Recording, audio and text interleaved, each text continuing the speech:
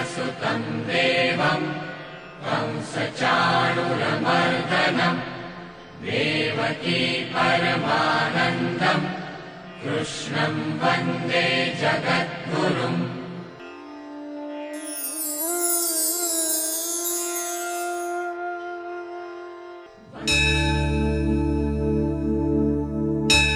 श्रीमद्भागवतं नाम पुराणं लोकविश्रुतं शृणुयात् श्रद्धया युक्तः मम सन्तोषकारणं.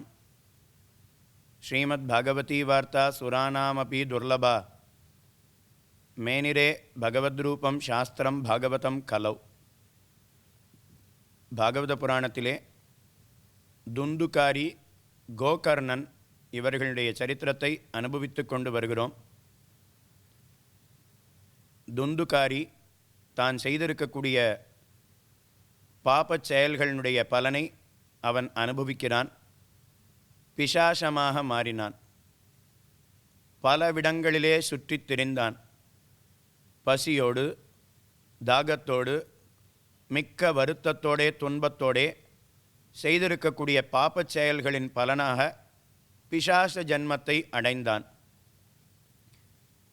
தன்னுடைய சகோதரனான துந்துகாரி மாண்டு போனான் என்பதை கோகர்ணன் அறிந்து கொண்டு அவனுக்கு செய்ய வேண்டிய ஈமச் சடங்குகள் அத்தனை கிரியைகளையும் 13 நாட்கள் செய்தார். காசியிலே ஸ்ரார்த்தம் பண்ணினார். கயா கங்கக்கரையிலே ஸ்ரார்த்தம் பண்ணினார். கோகர்ணர் தன்னுடைய ஊருக்கு திரும்பி வந்தார். இரவு பொழுதிலே கோகர்ணர் இருக்கக்கூடிய கிரகத்தை யாரோ தட்டுவது போலே இருந்தது. கதவை திறந்து பார்த்தார். யாரும் இல்லை.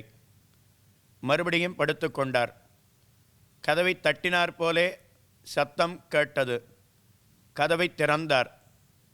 சிங்கத்தினுடைய உருவம் தெரிந்தது. சற்று உத்து பார்த்தார். ஆட்டினுடைய உருவம் தெரிந்தது. இன்னும் சற்று உற்று பார்த்தார். இந்திரனுடைய உருவம் தெரிந்தது. அவர் யோசித்தார், யார் இப்படி இருக்க வேண்டும்?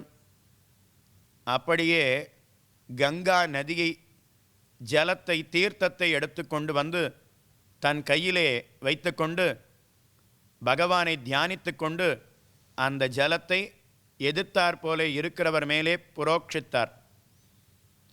இப்போ அவர் பேசத் தொடங்குகிறார்.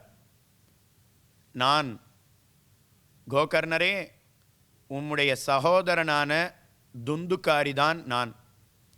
பல தீய செயல்களை செய்தேன். விலை மாதர்களோடு சுற்றினேன். கடைசியில் அவர்களே என்னை கொன்று போட்டார்கள். நான் நற்கதி இல்லாமல் ஆகாசத்திலே, காற்றிலே தெரிந்து கொண்டிருக்கிறேன். நீர்தான் எனக்கு நற்கதியை அடைவிப்பதற்காக ஒரு வழியை செய்ய வேண்டும் என்று வேண்டினார். உனக்குத்தான் நான் 13 நாள் காரியங்களை செய்து விட்டேனே. காசி கங்கக்கரையிலேயே உனக்கு நான் செய்ய வேண்டிய காரியங்கள் எல்லாத்தையும் முடித்து விட்டேனே. இன்னுமா நீ கரையேறவில்லை என்று கேட்டார். ஆம், நான் செய்திருக்கக்கூடிய பாபச் செயல்களிலிருந்து விடுபட வேண்டும். எனக்கு நற்கதி ஏற்பட வேண்டும். நீர் என்ன காரியத்தை பண்ணுவீரோ யாம் அறியோம். நாம் உம்முடைய சகோதரன். எனக்கு நீர் ஏதாவது ஒரு நற்காரியத்தை செய்து என்னை இந்த பிசாச சரீரத்திலிருந்தும் மாற்றியருள வேண்டும் என்று துந்துகாரி வேண்டினான். கோகர்ணன் அப்படியே செய்கிறோம் ஒத்துக்கொண்டார்.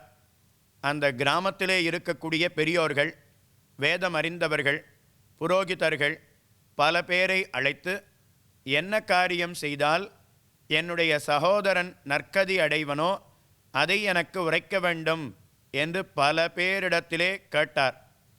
ஆனால் ஒருத்தரும் பதில் உரைக்கவில்லை.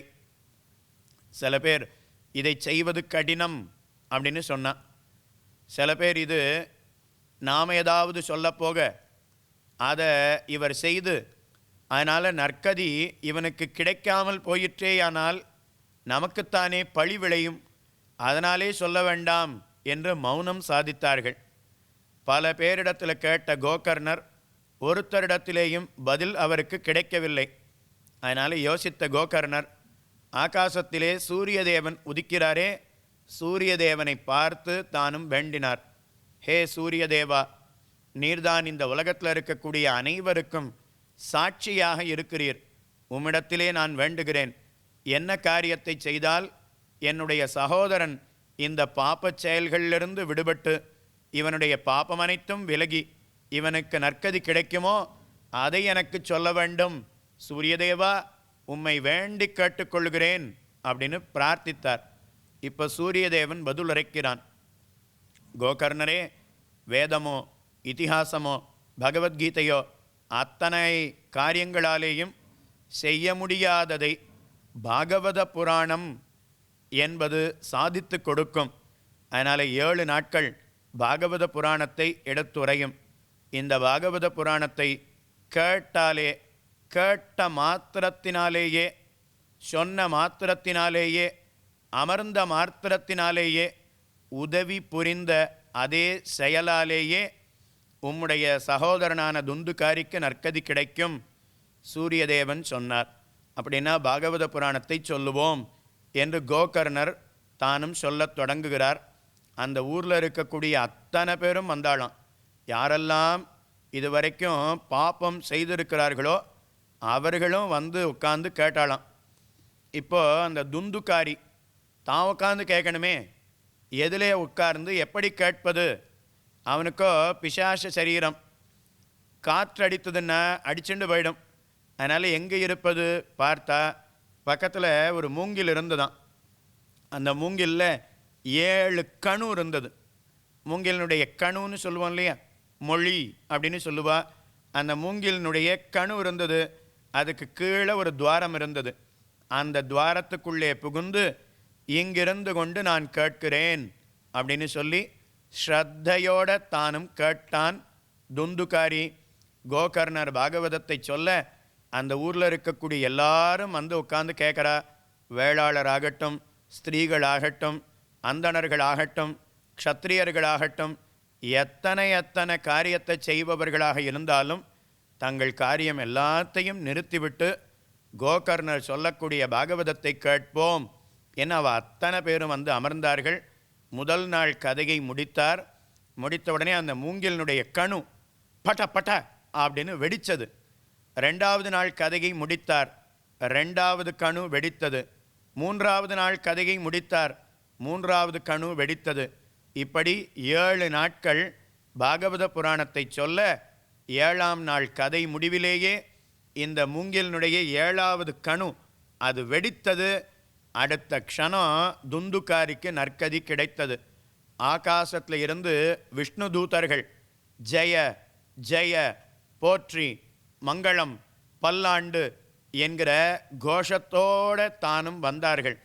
ஒரு பெரிய விமானம், விஷ்ணு தூதர்கள் அந்த விமானத்தை கொண்டு வந்து அதில் இந்த துந்துகாரியை அப்படியே தானும் ஏற்றி அமர்த்தி வைத்து கொண்டு உங்களுக்கு நான் வைகுந்தத்தை தரப்போகிறோம் என்று அழைத்து கொண்டு சென்றார்கள். அந்த துந்துகாரி பார்த்து ஒரு நிமிஷம் இருங்கோ சொன்னார். அந்த பல்லக்கில் இருந்து இறங்கினார். கோகர்ணரை விழுந்து சேவித்தார். அவர் அப்படியே பிரதட்சணம் பண்ணினார். எனக்கு நற்கதி கிடைக்க வேணும்னு நினச்சேன், ஆனால் எனக்கு முக்தியையே நல்கிவிட்டீரே. உம்முடைய திருவடிகளுக்கு பல்லாண்டு. உமக்கு நான் வேறு என்ன கொடுக்கப் போகிறேன்? தலையல்லால் கைமாறிலேன் என்று சொல்லி தன்னுடைய சகோதரனை வணங்கினான். அந்த விமானத்தில் ஏறினான். அப்படியே வைகுண்டத்துக்கு சென்றான். பார்த்த கோகர்ணர் ஆன்னு பார்த்துட்டே இருந்தாராம். சொன்ன நமக்கு இன்னும் கிடைக்கல, ஆனால் கேட்ட துந்துகாரிக்கு கிடைத்து விட்டதே, இது என்ன ஆச்சரியம்? தானும் பார்த்தார். பகவான் அப்பொழுது காட்சி கொடுத்தார். பகவானிடத்தில் வேண்டினார். சுவாமி, சொன்னது நான், கேட்டது துந்துகாரி. சொன்ன எனக்கு கொடுக்காம கேட்ட துந்துகாரிக்கு கொடுத்திருக்கிறீரே. அது மட்டுமல்ல, இன்னும் பல பேர் இங்கு ஊரில் இருக்கக்கூடிய அத்தனை பேரும் கேட்டார்களே, அவர்களுக்கெல்லாம் கொடுக்காமல் இந்த துந்துகாரிக்கு கொடுத்தீரே, இதற்கு என்ன காரணம்? பகவானிடத்தில் கேள்வி கேட்டார். உடனே பகவான் பதில் தெரிவிக்கிறாராம். உம்மை போல இன்னும் பல பேர் தானும் சொல்லி இருக்கிறார்கள், கேட்டிருக்கிறார்கள். ஆனால் துந்துக்காரிக்கு இருந்த ஸ்ரத்தை இவர்கள் யாருக்கும் ஏற்படவில்லை. யதோபாசனம் ததா பலம். அவன் எவ்வளவு ஸ்ரத்தையோட சாப்பிடாம தூங்காம ஜலத்தையும் பருகாமல் பாகவத கதையை பருக வேணுங்கிற எண்ணத்தோடு இருந்தார். அதனால் 7 நாட்கள் கதை முடிவிலே அவருக்கு முக்திங்கிறது கிட்டிற்று. ஆனால் இங்கிருந்து கேட்ட அத்தனை பேருக்கும் இவ்வளவு ஸ்ரத்தை ஏற்படவில்லை. இவர்களுக்கும் இவ்வளவு ஸ்ரத்தையோடு கேட்டால் இவர்களுக்கும் நான் முக்தி தருகிறேன் சொன்னார். அடுத்து கோகர்ணரே, இன்னும் நீர் இந்த பாகவத சரித்திரத்தை பல பேருக்கு சொல்ல வேண்டும். அவர்களுக்கு ஞான பக்தி வைராக்கியங்களை வளர்க்க வேண்டும். அந்த காரியத்தை செய்து முடித்த பிற்பாடு உமக்கு நாம் வைகுந்தம் தருகிறோம் என்று பகவான் அவர்களை ஆசீர்வாதம் பண்ணினான். அதனால் கோகர்ணர் பல தடவை பாகவதத்தை எடுத்துரைத்தார். மறுபடியும் ஆவணி மாதம் பாகவதத்தை எடுத்துரைக்க அப்பொழுது கோகர்ணரோடு சேர்ந்து அந்த ஊரில் இருக்கக்கூடிய அனைவரும் வைகுந்தத்தை அடைந்தார்கள் என்பது சரித்திரம். ஆக இந்த பாகவதத்தை கேட்ட அந்த துந்துக்காரிக்கு முக்தி கிட்டிற்று என்பதை சனகர் நாரதருக்கு சொல்லுகிறார். மேலும் பாகவதத்தினுடைய வைபவத்தை நாமும் அனுபவிப்போம்.